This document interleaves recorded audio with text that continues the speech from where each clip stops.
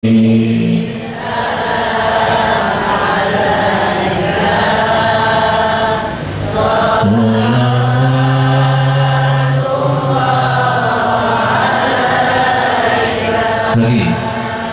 Ya Nabi salam alaika,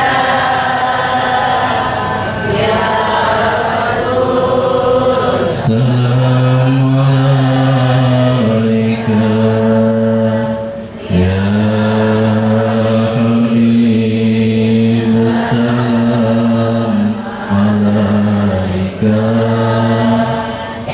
Nabi Muhammad bukan makhluk biasa, makhluk yang sangat sempurna dan paling istimewa yang Allah ciptakan.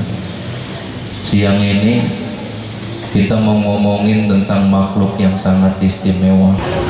Kenapa? Ketika itu kita butuh syafaat, syafaat yang Allah berikan dan Rasul Muhammad yang merekomendasikan siapa umatnya yang berhak mendapatkan syafaat. Bukan emak kita yang kita cari, bukan bapak kita yang kita cari, bukan anak yang kita sayangi, bukan cucu yang kita rindukan yang kita cari, tapi sosok Nabi Muhammad SAW. Gimana mungkin kita mau main-main untuk membicarakan Rasul? 1 jam yang gak cukup bahas sejarahnya Rasul. Sampai sore nanti gak cukup kita ngomongin kemuliaannya Rasul. 1 minggu gak akan selesai, berjilid-jilid buku ditulis tidak akan selesai membicarakan tentang mulianya Nabi Muhammad SAW.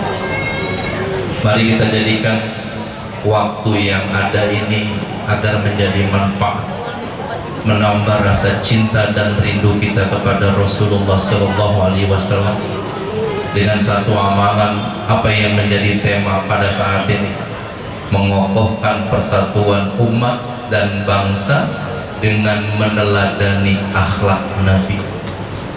Jadi temanya dibatasi nih sama panitia, ngomongnya sekitar akhlak.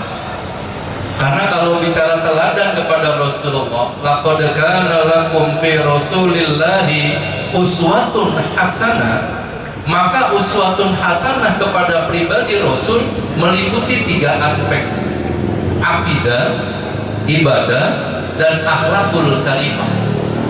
Kalau kita mau berteladan kepada Rasulullah, maka 3 yang kita teladani: akidahnya, ibadahnya, dan akhlakul karimah. 3-tiganya kita mau bahas sekarang, agak cukup waktu.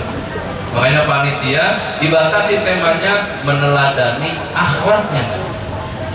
Sampainya di sini. Innama bu'ithu liutammima makarima akhlak. Sesungguhnya aku diutus, kata Rasulullah, untuk beresin akhlak kalian yang rusak manusia. Diutuskan Rasul untuk memperbaiki akhlak. Akhlak itu tingkatannya lebih tinggi daripada ilmu. Akhlak itu di atas ilmu. Tapi untuk bisa berakhlak, seseorang butuh ilmu. Tapi kalau orang berilmu tadi tidak berakhlak dia, maka ilmunya menjadi kosong. Makanya Rasul diutus untuk menyempurnakan akhlak, akidahnya, ibadahnya, dan akhlakul karimah. Ini teladan kita kepada Rasul. Apa ibadahnya? Saya ambil satu kisah. Suatu pagi Aisyah radhiyallahu anha, istri Rasulullah SAW, pagi-pagi ngelihat kakinya Rasul pada bengkak di atas 2 tapak kakinya. Aisyah nggak tega ngelihat keadaan suaminya. Prihatin Aisyah ngelihat suaminya. Ngomong Aisyah, wahai suami, apalagi yang kau inginkan, kata Aisyah. Engkau ini kekasihnya Allah. Allah menyebut dengan kalimat Khalilullah.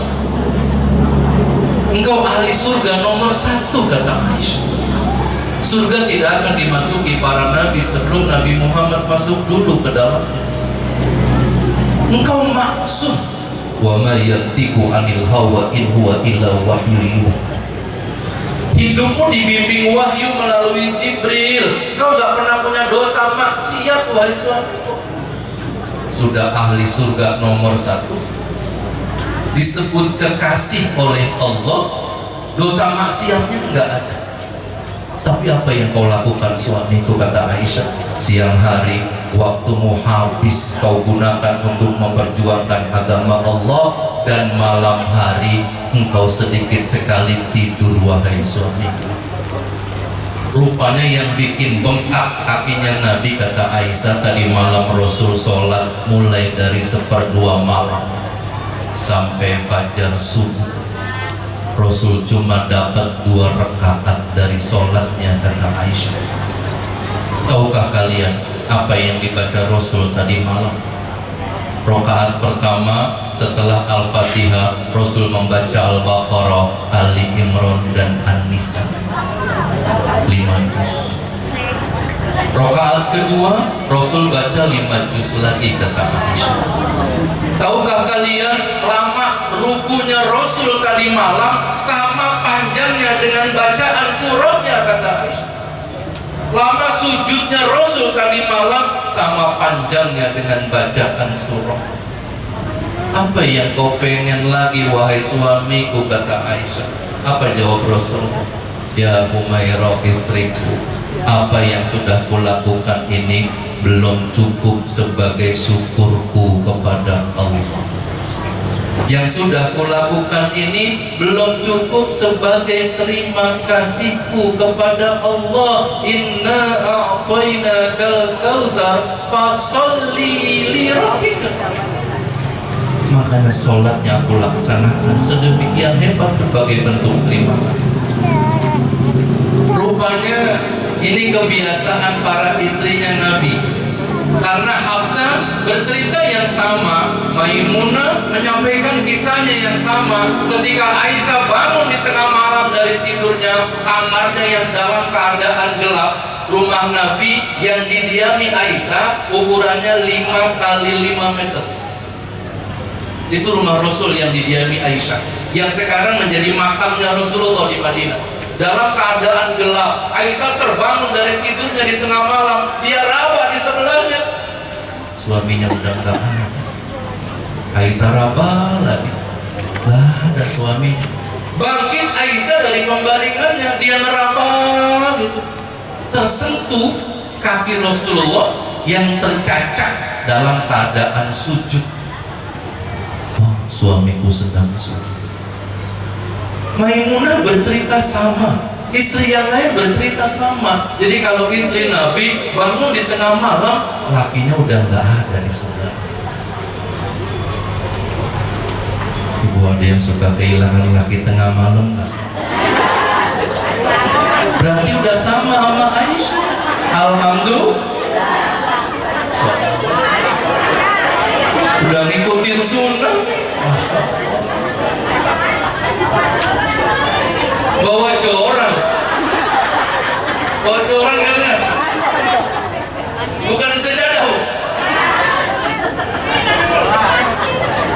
Jadi kalau ada yang kehilangan laki tengah malam, ibu-ibu, berarti sama dengan istrinya Rasulullah SAW.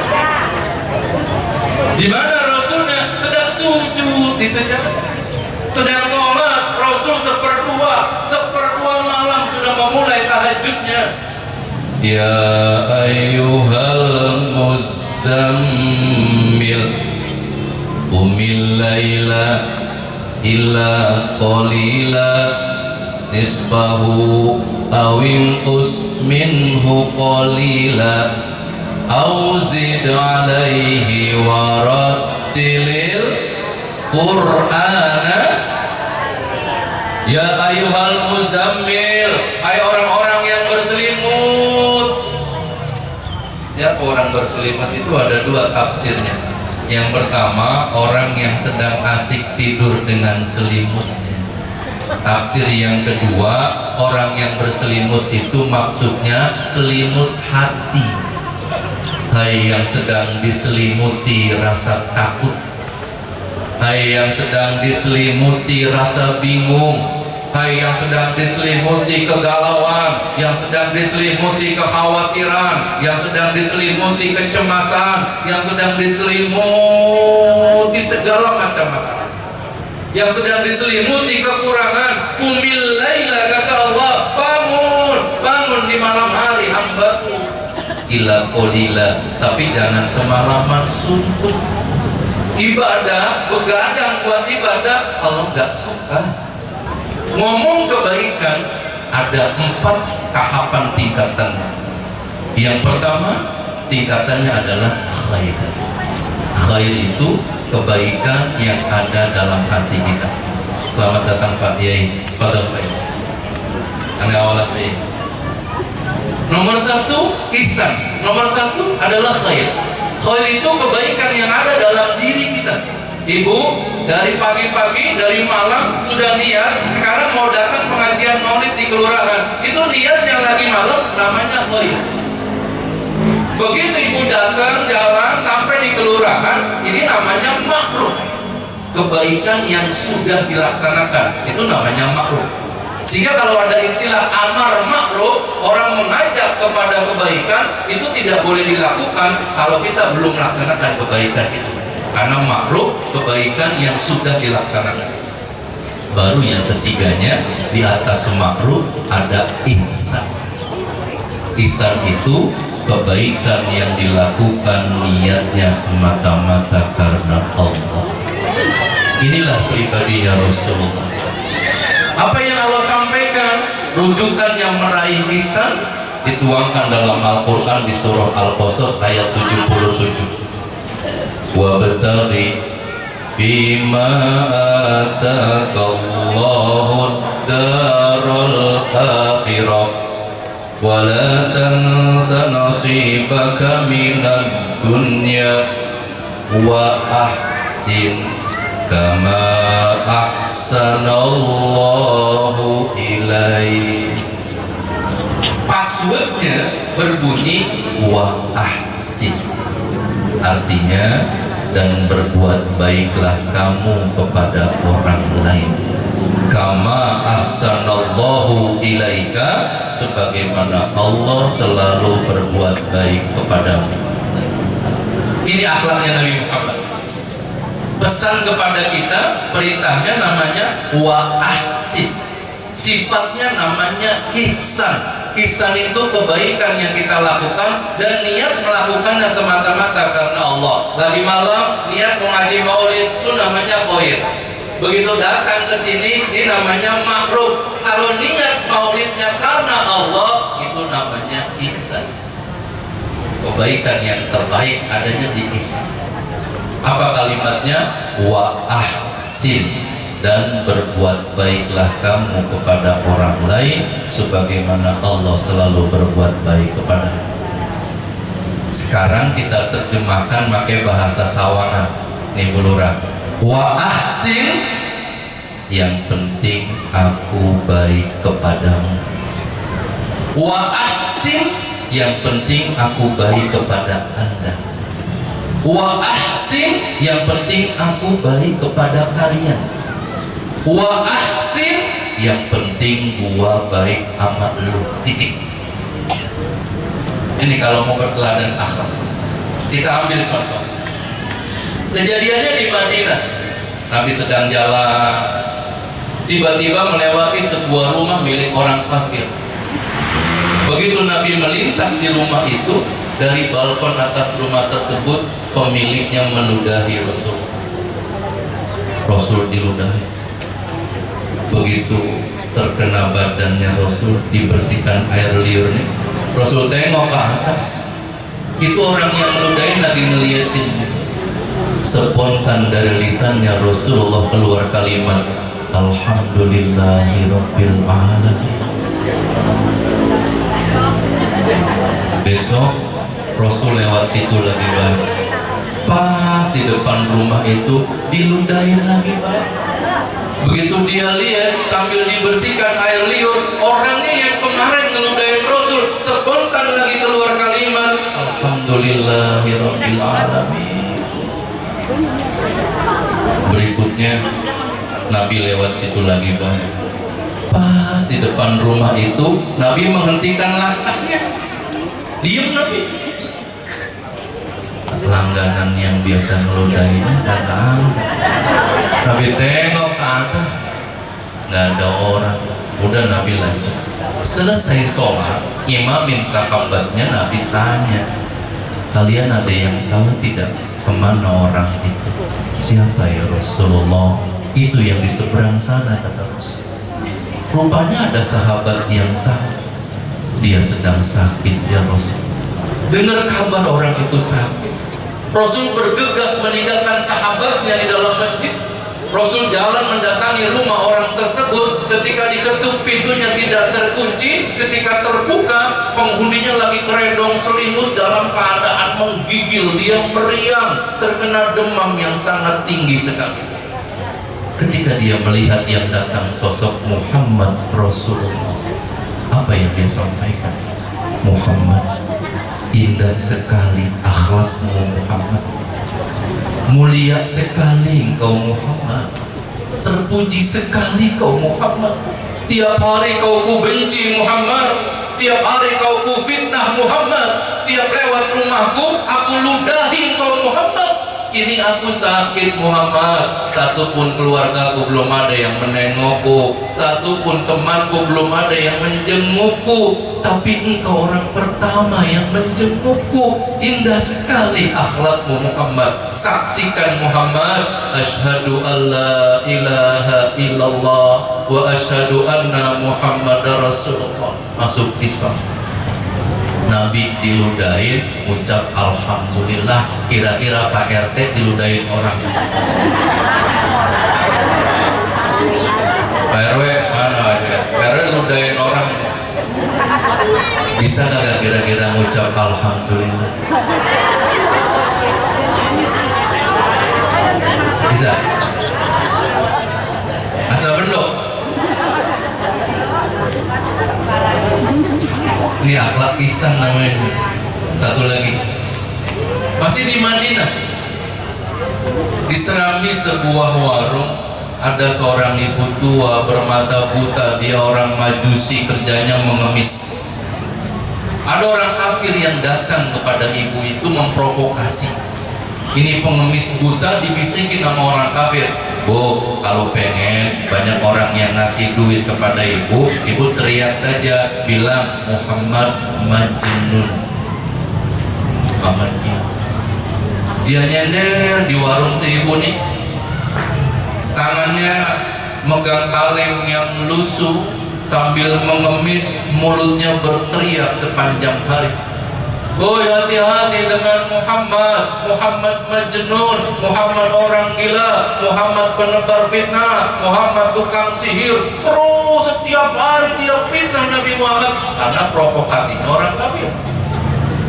Suatu pagi Aisyah radhiyallahu anha dapat rezeki dari tetangga, sepotong roti kering, dibelah dua sama Aisyah untuk sarapan dirinya, sepotong lagi buat Rasulullah. Ketika diberikan kepada Rasul, ternyata tidak dimakannya oleh Rasul. Dihantarkan kepada pengemis tua itu dengan segelas air beningnya. Begitu sampai, apakah diberikan kepada pengemis itu roti tadi? Tidak, Bu. Disuapi oleh Rasulullah dengan kelembutan cinta dan kasih kepada pengemis itu. Ketika sedang disuapi, pengemis itu ngomong, hati-hati kau dengan Muhammad ya, dia itu berfitnah, Muhammad orang gila. Apa Nabi katakan, aku Muhammad? Tidak. Apa Rasul marah? Tidak. Kalau kita belajar sejarah para nabi, salah satu ciri seseorang itu nabi, cirinya adalah jika dia melakukan kebaikan yang baru, maka berikutnya akan didawamkan. Itu ciri nabi. Sekali melakukan kebaikan yang baru, maka besoknya akan dirutinkan. Berikutnya Rasul punya makanan, dibawain lagi, disuapin lagi sama Rasul. Punya makanan, dibawain lagi, disuapin lagi sama Rasulullah, sambil diomongin, hati-hati kau dengan Muhammad ya, Muhammad orang gila, Muhammad penebar.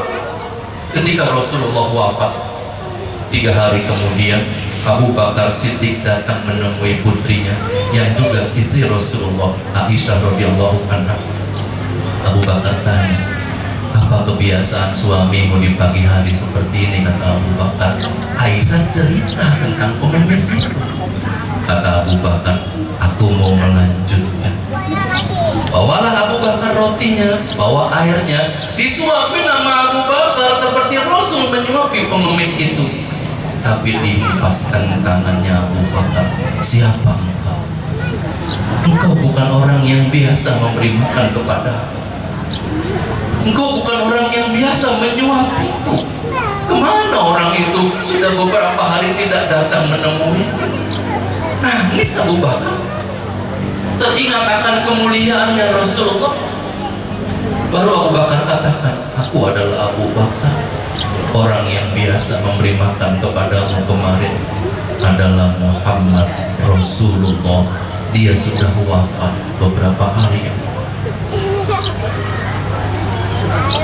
Ini si pengemis gegoseran, dia nangis.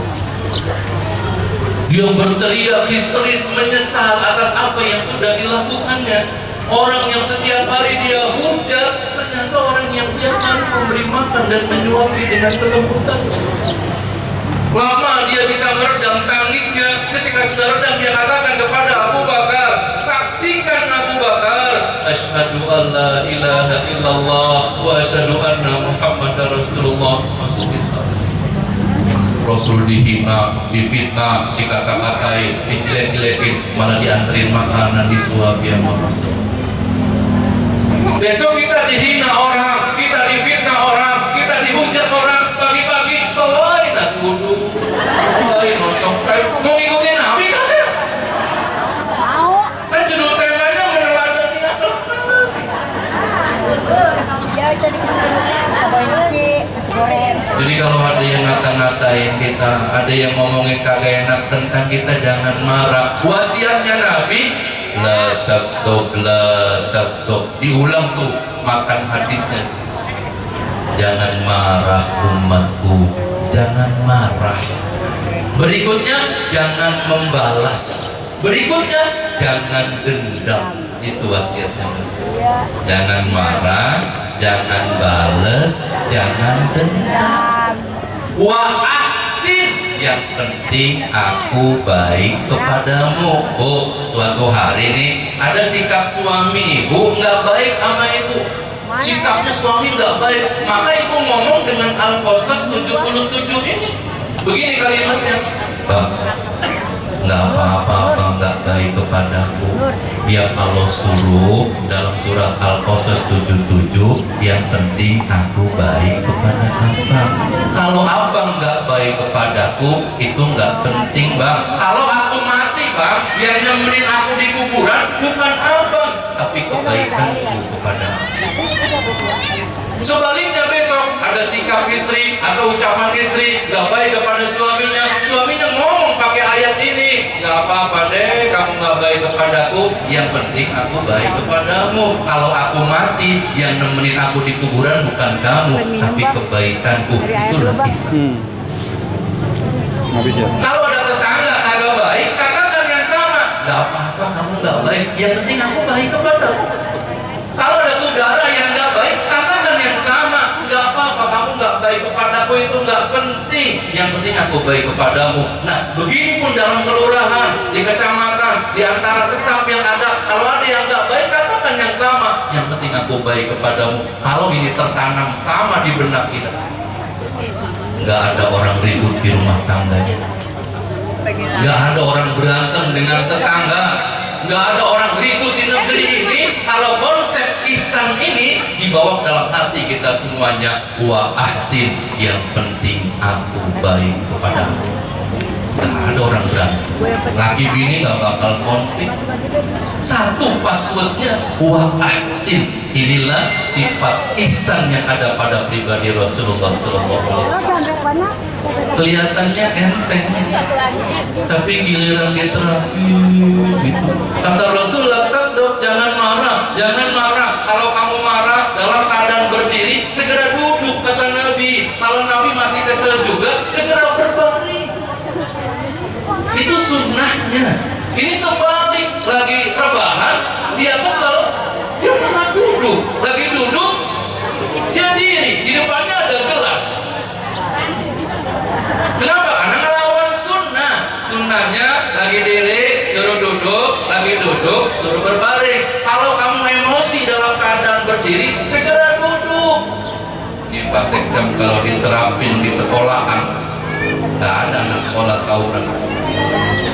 Lagi kesel diri, duduk semua, duduk. Agak jadi kan?